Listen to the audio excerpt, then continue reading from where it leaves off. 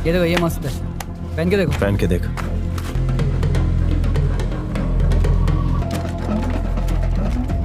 Assalamualaikum guys, oke kembali lagi bersama Draft Movie Review. Piye kabar Rek? Terima kasih buat para penonton setia Draft Movie dimanapun kalian berada. Semoga kalian semua selalu sehat ya. Kali ini Draft Movie sudah merangkum sebuah film yang berjudul Asuran. Bagaimana keseruan filmnya? Gak perlu banyak basa-basi, ini dia alur ceritanya.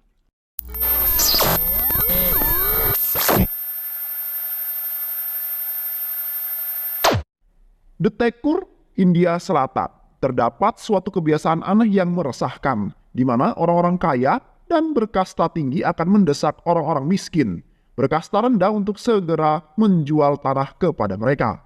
Pada Quran, Rajesh dan Venka termasuk orang yang menjalankan kebiasaan tersebut. Pada Quran adalah the king-nya ekonomi di desa tersebut. Semua bisnis-bisnis di desa itu adalah milik Pada Quran. Toko pupuk, toko tekstil, restoran, bioskop, dan lain sebagainya adalah milik Pada Quran. Kekuasaannya itu membuat Pada Quran memiliki anak buah yang sangat banyak. Orang yang berikutnya adalah Venka, adik dari Pada Quran. Venka adalah seorang usahawan yang bergerak di bidang industri. Berbagai pabrik yang ada di sana semuanya adalah milik Venka. Venka terus meluaskan usaha industrinya tersebut. Dia berencana untuk membangun satu lagi pabrik. Oleh karena itulah, dia akan membeli tanah masyarakat dengan harga yang sangat murah. Di sisi lain, sebuah keluarga kecil sedang bahagia menjalankan aktivitas kehidupannya. Mereka adalah Syami, seorang yang penyabar sekaligus kepala keluarga. Paca adalah istri Sami. Ada juga kakak ipar Sami yaitu Gesan dan kedua anaknya yang masing-masing bernama Murugan dan juga Cidam. Keluarga Sami adalah keluarga miskin dan berkasta rendah. Walaupun demikian, mereka hidup dengan damai dan sangat bahagia tentunya. Sami menjalani kehidupan sebagai seorang petani. Pada suatu hari, keluarga Sami sedang bersuka cita karena Murugan, anak pertama Sami, akan segera menikah dengan seorang gadis idaman yang ia cintai. Di malam harinya, Sami, Murugan, dan juga Cidam sedang duduk santuy di gubuk yang ada di lahan mereka. Mereka duduk santuy di sana sambil menjaga kebun mereka dari serangan hama, terutama babi hutan. Di tengah-tengah kegiatan mereka itu, tiba-tiba saja Manda yang merupakan preman di kampung itu lewat di hadapan Syami. Manda adalah preman yang sering dibayar untuk menindas warga agar mau menjual tanah-tanahnya. Ketika Manda lewat di hadapan Sami, Sami menyapanya dan mereka saling bertegur sapa satu sama lain. Namun, tegur sapa itu ternyata tidak disukai oleh Cidam, anak Sami. Cidam menanyakan mengapa bapaknya mau menyapa Mada, sedangkan dia adalah orang yang sering berbuat zolim di desa tersebut. Bapak itu ngapain sih, Pak? Kok ia mau-mauan nyapa orang brengsek kayak dia itu? Heh, kamu itu gak boleh ngomong kayak gitu, gak sopan tau gak? Udah kayak jagoan aja kamu bisa ngomong seperti itu, ujar Sami. Setelah obrolan mereka itu selesai, tak lama kemudian seekor babi hutan datang menyerang kebun mereka. Mereka bertiga dengan sigap langsung memburu babi hutan itu dengan bantuan anjing kesayangan Cidam. Mereka terus mengejarnya hingga sampai ke ujung kebun. Namun mereka tidak berhasil memburu babi hutan itu. Justru anjing kesayangan Cidam malah tewas kesetrum pagar listrik milik Pada Quran. Cidam sedih dengan kematian anjing kesayangannya itu. Atas kejadian itu, keesokan harinya Murugan bersama para warga di desa itu datang untuk menemui Pada Quran. Mereka protes dengan keputusan Pada Quran yang memasang pagar listrik itu. Pak, sampean yang bener aja Pak, masa cuma perbatasan antar kebun aja dipasangin pagar listrik? Ini kan berbahaya Pak, bisa memakan korban jiwa. Kemarin anjing saya barusan saja tewas karena kesetrum pagar listrik tersebut, ujar Murugan. Tapi Pada Quran sama sekali tak mendengarkan kata-kata Murugan. Dia membantah pernyataan Murugan. Hei, itu kan tanahku, suka-suka akulah. Mau aku apakan? Mau anjing kalian mati kek? Mau mati kek? Itu bukan urusan saya, ujar Pada Quran. Kata-kata Pada Quran itu membuat Murugan dan para warga di sana marah dan tersinggung. Tapi tidak ada satupun dari mereka yang berani melawan Pada Quran. Murugan tak tinggal diam, karena jengkel di malam harinya Murugan merobohkan semua pagar listrik milik Pada Quran. Keesokan harinya Pada Quran lewat untuk melihat kebunnya. Pada Quran sangatlah murka melihat semua pagar listrik miliknya sudah roboh, berserakan tak karuan. Padakuran yakin bahwa ini adalah perbuatan Murugan, anak dari Sami yang protes kemarin. Sami yang mengetahui aksi anaknya tersebut tentu saja marah. Dia menasihati Murugan dan mempertanyakan tindakannya itu. "Nak, kamu itu ngapain sih sampai ngerobohin pagar-pagar listrik milik Fadakuran? Ini kalau Fadakuran tahu bisa bahaya, tahu nggak sih? Bisa aja ada masalah baru nanti." Tapi Murugan dengan kekeh membela dirinya sendiri. "Udahlah Pak, kita itu jangan jadi pecundang. Kita itu gak perlu takut Pak sama Fadakuran," ujar Murugan. Ganes, kakak ipar Sami, sangatlah bangga dengan keberanian ponakannya tersebut. Dia bahkan menasehati Sami untuk mendukung tindakan Murugan. "Sami, kamu itu harusnya bersyukur karena memiliki anak yang pemberani." Esokan harinya, seperti biasa, ibu Murugan pada datang ke ladang untuk mengairi ladang miliknya. Namun baru saja tiba di sana, Paca langsung memarahi Rayes, anak Fadakuran. Paca tak terima dengan aksi Rayes yang mengairi ladang-ladangnya dengan mesin pompa air.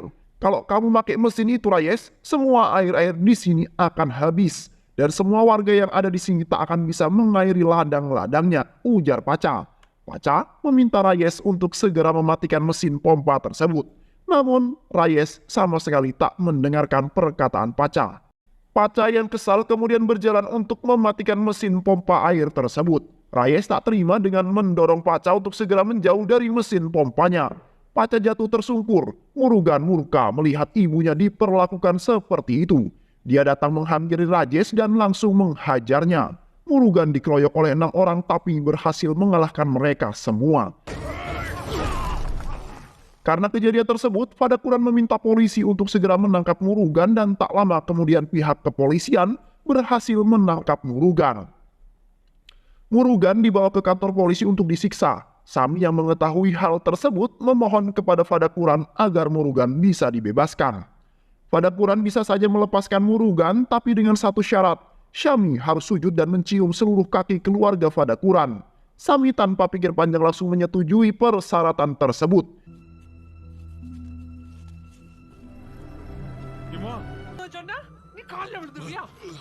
Dalam kemudian Paca dan Cidam membopong Sami yang sempoyongan di jalan. Cidam mengetahui peristiwa tadi. Dia lagi dan lagi kesal terhadap ayahnya yang selalu tunduk menjadi seorang pecundang. Dia tak terima dengan harga diri ayahnya yang direndahkan walaupun mereka berasal dari keluarga yang miskin. Tapi dia hanya bisa diam memendam kekesalannya tersebut. Tak berselang lama, Gajes sedang menjemput Murugan dengan sepedanya. Muka Murugan bonyok, badannya penuh dengan luka-luka setelah disiksa oleh pihak kepolisian. Sesamanya di rumah, Sami mengkhawatirkan keadaan Murugan. Tapi Murugan meyakinkan Sami bahwa dirinya baik-baik saja. Bahkan Murugan malah merasa puas karena berhasil merendahkan martabat Rayes di depan anak buahnya. Cidam lalu menghampiri kakaknya tersebut dan menceritakan semuanya pada Murugan. "Mas, ayah ini sudah kelewatan cukunya Mas. Bapak itu sudah merendahkan harga dirinya sendiri hanya untuk membebaskan abang." "Gimana maksudnya?" "Iya bang, bapak itu sampai mencium kaki keluarga Fadakuran demi membebaskan abang." Tuar, bagai tersambar petir dong di siang bolong. Hati Murugan langsung terbakar amarah mendengar kata-kata adiknya tersebut. Saat itu juga Murugan pergi untuk mencari keberadaan Fadakuran. Dia menemui Fadakuran yang sedang asik menonton bioskop. Murugan kemudian mengikuti Fadakuran yang ingin pergi ke toilet. Dan saat situasi sudah mendukung, Murugan langsung menghajar Fadakuran dan menggaplok-gaplok kepalanya dengan sendal swallow miliknya. "Kau pikir kau itu siapa, ha? Berani-beraninya kamu merendahkan harga diri bapakku. Kau pikir cuman kau aja yang bisa kayak begitu? Aku pun bisa. Niha, niha, niha, niha, niha. Makan nih, sendal jepit. Makan nih, makan nih, makan." Fadakuran tentu saja mangkel dan sangat murka dengan kelakuan anaknya Sami tersebut. Fadakuran akan membalas perbuatan Murugan. Dia tak terima karena harga dirinya telah diinjak-injak. Dia berencana untuk menghabisi Murugan di tempat lain seperti biasanya. Murugan akan pergi untuk mengawasi ladangnya dari serangan hama. Tapi kali ini dia hanya pergi bersama Cidam. Fadakuran kemudian datang bersama anak buahnya untuk menghabisi Murugan. Murugan ditendang, dipukul, dan disiksa di tengah ladang itu. Lehernya Murugan dililit dengan sebuah tali, badannya ditusuk dengan sebuah tombak. Murugan tak mampu berbuat banyak. Di tengah ajalnya itu, dia meminta Cidam untuk segera lari menyelamatkan diri. Cidam lari untuk memberitahukan kejadian ini pada Sami. Sami kemudian datang bersama para warga untuk mencari keberadaan Murugan. Mereka terus mencarinya namun tak kunjung menemukan Murugan. Sami lalu pergi untuk meminta bantuan polisi agar segera mencari keberadaan Murugan. Namun, polisi-polisi itu tak menggubris permintaan Sami. Keesokan harinya, Sami, keluarganya dan beberapa warga desa kembali datang ke ladang untuk mencari Murugan. Sami melihat segerombolan anjing yang sedang mengendus-endus sesuatu. Sami yang penasaran kemudian pergi ke sana dan betapa hancur hati Sami setelah mengetahui bahwa itu adalah mayat sang anak tercinta, yaitu Murugan. Mayat Murugan ditemukan telanjang tanpa kepala, badannya hangus penuh luka bakar. Sami sangat yakin bahwa ini adalah mayat Murugan, tapi Paca mengelaknya. Bukan, ini bukan mayat Murugan anakmu. Anakku pasti masih hidup, ujar Paca yang menangis histeris. Paca terus mengelak fakta kematian Murugan.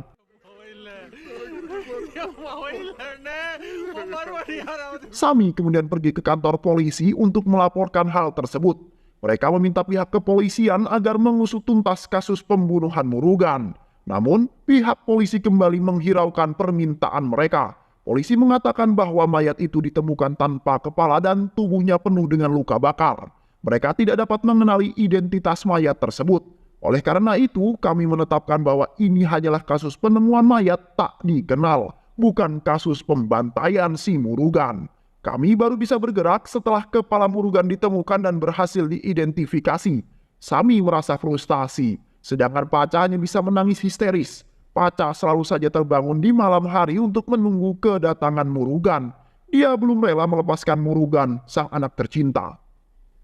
Paca terus mencari Murugan di ladangnya, sedangkan Sami sengaja mabuk-mabukan untuk melampiaskan rasa frustasinya. Keesokan harinya, Paca hendak pergi ke pasar untuk belanja sebuah sayuran. Di tengah jalan, dia melihat Rayes, anak Padakuran yang akan segera menikah.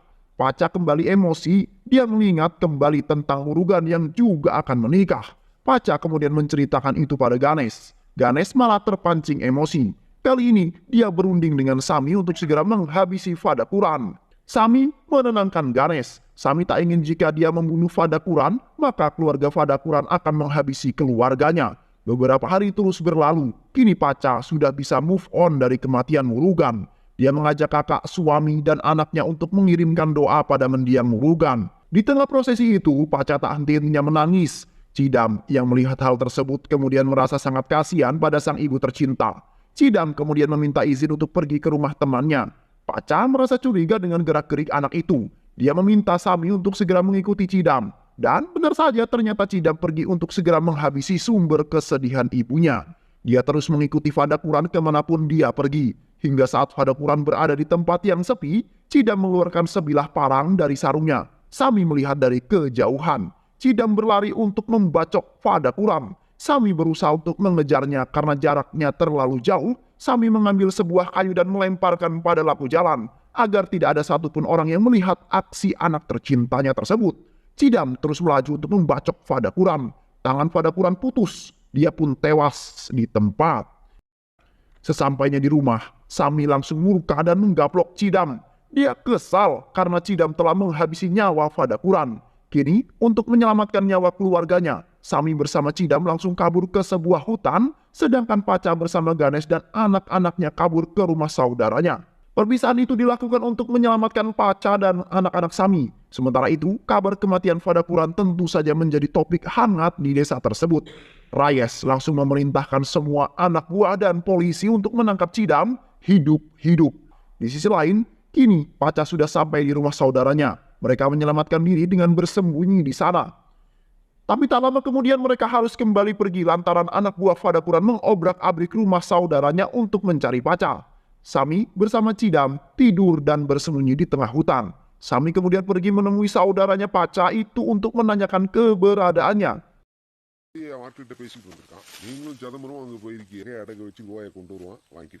Saudara Paca sama sekali tak mengetahui kemana Paca pergi. Sami jadi semakin bingung sekarang. Dia tetap melanjutkan pelariannya. Tak lama kemudian anak buah Fadakuran berhasil menemukan Sami dan Cidam. Mereka langsung berlari untuk segera menangkap Cidam. Sami tak tinggal diam. Dia melawan ke-6 anak buah Fadakuran dan berhasil mengalahkan mereka semua. Mada yang ada di sana juga berhasil dikalahkan oleh Sami. Mada tak berdaya, tapi Sami enggan menghabisinya. Cidam meminta ayahnya untuk segera menghabisi Mada. "Bapak, cepat dong, habisi aja dia. Dialah orang yang sudah menghabisi kakak," ujar Cidam. Tapi Sami masih enggan untuk menghabisi Mada. "Aku tak ingin keluargaku kembali menderita seperti dulu. Oleh karena itulah aku tak ingin menghabisi Mada." "Apa maksud bapak, Pak?" ujar Cidam. Barulah kini Sami menceritakan tentang masa lalunya kepada Cidam. Dulu, Sami adalah seorang penjual minuman yang paling enak di desanya. Semua orang selalu mengantri untuk membeli minuman itu. Sami memiliki seorang bos yang sangat respek kepada dirinya. Setiap saran yang diberikan oleh Sami pasti selalu didengarnya. Suatu ketika Sami merasa bosnya itu sedang kesulitan untuk mengurus pabriknya. Sami lalu mengusulkan Pandi, temannya yang pintar, untuk membantu bosnya itu. Bos menerima usulan Sami, kini Pandi resmi bekerja dan mengelola pabrik milik bosnya Sami.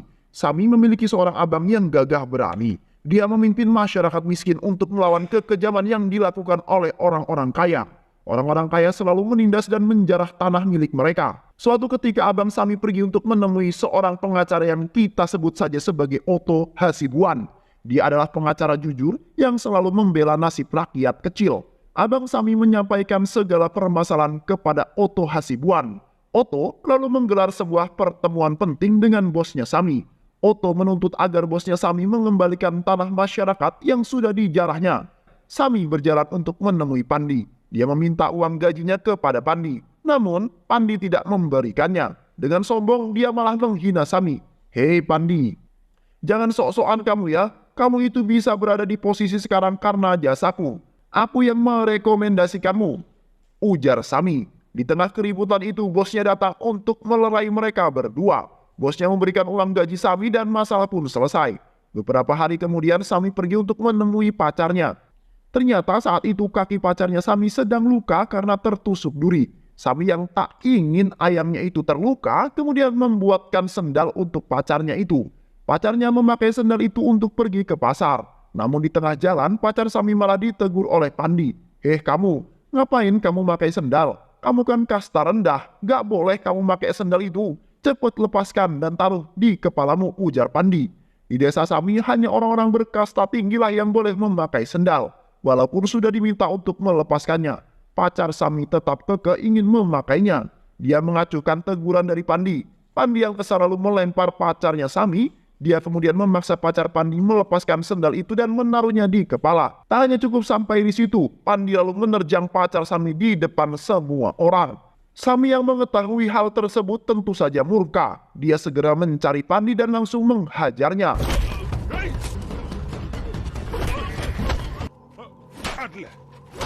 Bos yang mendengar kabar itu langsung memarahi Sami dan membela Pandi. Bos tampak mulai condong pada Pandi, ungkap Sami. Padahal Sami sudah sangat lama mengabdi pada dirinya. Di suatu malam, Otto Hasibuan melakukan pertemuan dengan semua warga miskin. Otto mengajak warga-warga di sana untuk kembali merebut tanah milik mereka. Sami yang sudah muak dengan bosnya itu juga ada di sana. Mereka akan melakukan demo besar-besaran kepada bos Sami. Aksi itu akan dipimpin oleh abangnya Sami. Bos yang mulai merasa terancam meminta Pandi untuk membakar seluruh rumah keluarga Sami. Semua keluarga Sami tewas terbakar. Ibunya Sami yang tengah sekarat kemudian mengatakan kepada Sami bahwa ini semua adalah ulah Pandi. Sami langsung terbakar emosi, dia murka dan langsung mencari keberadaan Pandi. Pandi yang melihat Sami langsung lari menyelamatkan diri ke dalam rumah bosnya. Dia mengunci pintu tapi Sami berhasil mendobraknya. Sami langsung menghajar semua orang yang ada di sana. Sami melawan 8 orang di sana. Pandi dibacok hingga tangannya putus. Sami lalu membunuh dan menghabisi semua orang yang ada di hadapannya, termasuk bosnya sendiri. Kini, Sami kehilangan arah. Dia tak tahu mau kemana lagi. Dia juga tak memiliki siapa-siapa lagi. Sami sendirian. Sami lalu pingsan di sebuah desa. Ganesh kemudian merawat Sami hingga siuman. Sami diberikan sebuah pekerjaan dan diizinkan tinggal di rumah Ganesh. Sami kembali mendapatkan kesempatan hidup yang kedua. Ganesh lalu menikahkan Sami dengan adiknya Paca, dan tak lama kemudian lahirlah Murugan dan adiknya Cidam. Cerita kemudian kembali ke masa kini. Sami mengatakan kepada Cidam bahwa dia sangat ingin sekali membalas kematian Murugan. Tapi di lain sisi, Sami tak ingin kehilangan keluarganya lagi. Cidam kini menyadari bahwa ayahnya bukanlah seorang pengecut dan pecundang. Dia selalu sabar dan menghindari perkelahian karena tak ingin kehilangan keluarga tercintanya lagi. Mereka berdua lalu pergi dan terus melanjutkan perjalanan mencari Paca. Tak lama kemudian mereka lalu bertemu dengan Paca. Cidam menceritakan kepada ibunya bahwa ternyata, "Bu, bapak itu bukanlah seorang pecundang loh, Bu. Bapak dulunya adalah orang yang sangat pemberani," ujar Cidam. Sami dan Paca lalu berdiskusi tentang bagaimana nasib Cidam. Mereka lalu memutuskan untuk menyerahkan masalah ini kepada Bang Oto Hasibuan. Bang Oto diminta untuk menjadi penengah dalam masalah ini. Sami juga meminta agar dirinya lah yang menjadi tersangka kasus pembunuhan Fadakuran. Dia juga akan memberikan tanahnya kepada keluarga Fadakuran sebagai permintaan maaf. Sami lalu menjelaskan tentang semua yang terjadi, bagaimana dan mengapa Cidam menghabisi nyawa Fadakuran. Permintaan disetujui, Bang Oto Hasibuan siap menjadi penengah dalam kasus ini. Beberapa kemudian pertemuan pun dilakukan. Bang Oto mempertemukan keluarga Fadakuran dengan keluarga Sami. Syarat Sami lalu diajukan dan diterima oleh keluarga Fadakuran. Kini masalah pun berhasil diselesaikan. Sami akan segera dibawa ke pengadilan. Kemudian di malam harinya seorang pria datang menemui Sami. Dia menanyakan kepada Sami kenapa Sami menyerahkan tanahnya itu kepada keluarga Fadakuran. "Kau tahu kan bahwa keluarga Fadakuran itu tak bisa dipercaya. Mereka itu orang yang munafik, Sami. Sekarang anakku Cidam sedang dihajar habis-habisan oleh mereka semua." Wow, Sami tentu saja syok mendengar hal tersebut. Kesabaran kini telah habis. Tidak ada lagi kata maaf bagi keluarga Fadakuran. Sami datang dengan membawa parangnya untuk menghabisi mereka semua. Sami dikeroyok, tapi kebrutalannya itu berhasil mengalahkan mereka semua. Rayes anak Fadakuran dan Vinka adik Fadakuran tewas dibacok oleh Sami. Setelah perkelahian itu, warga desa kemudian sepakat dengan Sami untuk berdamai. Mereka berjanji untuk menjaga perdamaian ini sehingga tidak akan ada lagi pertumpahan darah. Keesokan harinya, Sami akan menyerahkan diri ke pengadilan. Tapi sebelum itu, dia berpesan kepada Cidam, "Nak, kau telah kehilangan abangmu dan kini kau akan kehilangan bapakmu.